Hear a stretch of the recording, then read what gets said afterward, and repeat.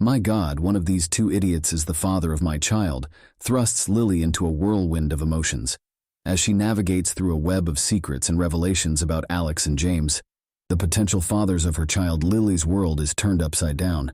Will she find the answer she seeks, or will the truth be too much to handle? Chapter 4. My God, one of these two idiots is the father of my child. There are moments in life when you just have to stop and ask yourself, how did I get here? I had one of those moments, sitting on my sofa, a half-eaten slice of pizza in one hand, a sleeping Sam in the other, and a mind swirling with a storm of thoughts. The pizza was cold, but my thoughts were anything but. After the incident at the park with James, things had gotten even more complicated, if that was even possible. I had set out to find answers, but all I seemed to find were more questions. And now, staring at the ceiling, I realized that the answer to one of the most important questions of my life lay with one of two men who couldn't be more different if they tried. There was James, my constant, my rock, the man who'd been there for me through thick and thin. But there was something about him, something he wasn't telling me. I could see it in his eyes, the way they darted away whenever we got too close to talking about that night.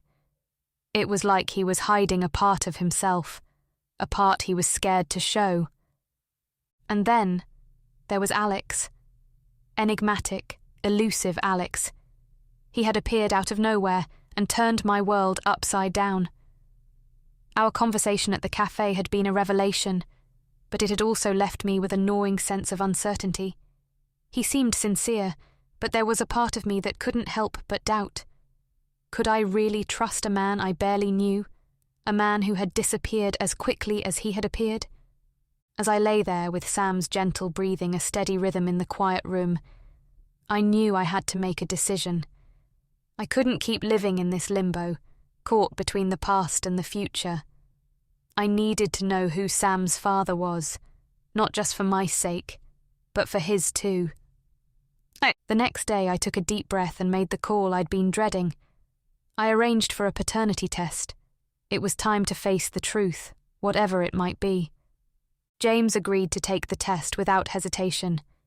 His voice was steady over the phone, but I could sense the unspoken tension. This test could change everything between us, and we both knew it. Arranging the test with Alex was more complicated. He was harder to reach, always on the move, but eventually he agreed. There was a wariness in his voice, a guarded tone that hadn't been there before. The days leading up to the test were some of the longest of my life. I felt like I was walking on a tightrope, one wrong step away from tumbling into an abyss of uncertainty. Work was a blur, and taking care of Sam, though it brought me joy, couldn't distract me from the nagging thoughts that haunted my every moment. Finally, the day of the test arrived. I met James first. We went to the clinic together, a strange sort of solidarity between us. He held my hand as we walked in, his grip tight, as if he was trying to hold us both together. The look in his eyes was one I couldn't quite decipher: fear, hope, regret. It was all there, a tumultuous sea behind his calm exterior.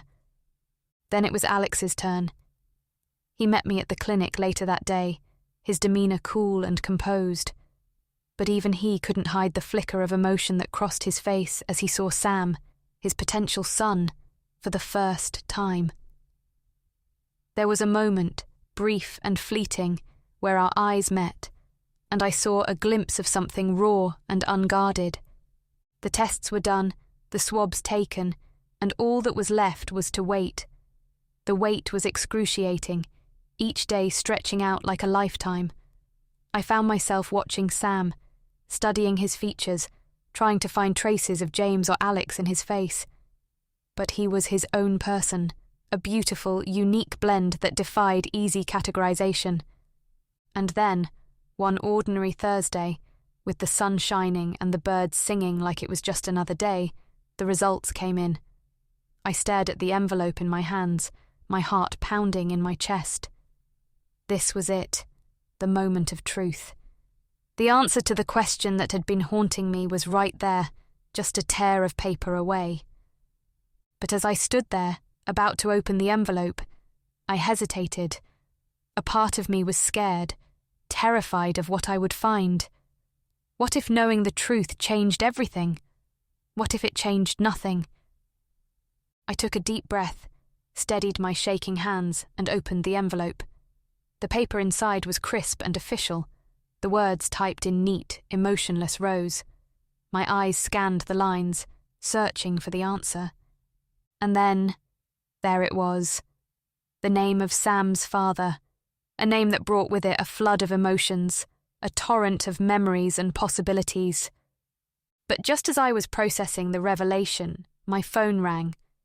It was James. His voice was urgent, panicked. "Lily, you need to come over. Now, it's urgent." My heart skipped a beat.